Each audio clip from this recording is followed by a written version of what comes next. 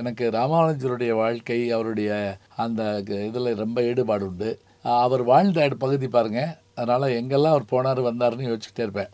அப்போ ராமானுஜருடைய வாழ்க்கையில் ரொம்ப முக்கியமான ஒரு இடம் எதுன்னு கேட்டிங்கன்னா, இவருக்கு திருமணமான பிறகு மனம் சில நேரங்களில் ஒன்றாத சூழலில் என்ன செய்யறதுங்கிற ஒரு நிலையில் தினசரி என்ன பண்ணுவாராம், சாலக்கிணறு என்கின்ற இடத்துல, அதாவது காஞ்சிபுரத்து வரதராஜ பெருமாள் கோயிலேருந்து ஒரு 2 கிலோமீட்டரில் இப்போ இருக்குது.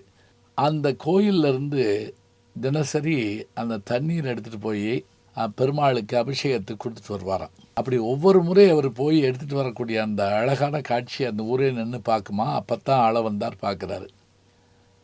அந்த சாலக்கிணறு இன்னைக்கு வரைக்கும் இருக்குது. அதுதான் ஆச்சரியம். நான் போயிட்டு வந்தேன். என்னென்னா அது வெளிப்பக்கம் பூட்டி வச்சுருந்தாங்க.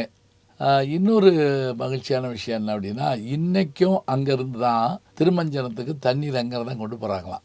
அதை நான் அங்கேருந்து அந்த சாலக்கிணறை பார்த்தேன். பார்த்துட்டு கையெடுத்து கும்பிட்டுட்டு வர்றபோது அங்கே செவிலிமேடுங்கிற பகுதியில், அது பக்கத்துலேயே, அதாவது ராமானுஜருடைய அந்த திருவுருவம் கொண்ட ஒரு சின்ன கோவில் மாதிரி இருக்குது. அங்கே தான் அந்த செவிலிமேடுங்கிற இடம் இருக்குது. அந்த செவிலிமேடும் இந்த சாலக்கிணறும் ராமானுஜருடைய வாழ்க்கையில் முக்கியமான ஒன்று. ஆதியும் அந்தமும் நாராயணனே, அன்னையும் தந்தையும்